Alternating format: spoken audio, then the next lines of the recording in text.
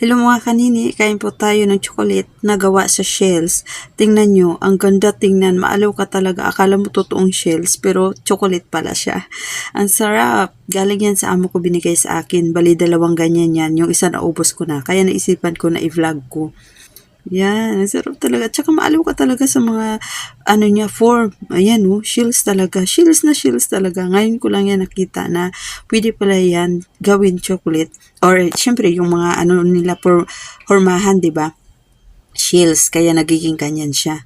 Ang galing nila, no? Galing pa yan sa ibang bansa. Kasi gusto ng amo ko talaga is matapang na chocolate. Yung mga mapapait, yan kasi syempre medyo may tamis yan. Kaya ayun, bawal sa kanila, binigay niya sa akin. Kaya ako, kahit diet ako, hindi pa rin ako pumapayat kasi yan nga, dahilan, mga chocolate, mga matatamis, kaya isa rin sa nagpapataba. Tapos lalo na pagpuyat ka, kulang ka sa tulog, tataba ka pa rin. Yun ang naano ko sa mga doktor, ni-research ko. Kaya no choice, kaya kung anong mga pagkain, wala nang bawal-bawal, kain na lang. Di ba? Ang ganda, no?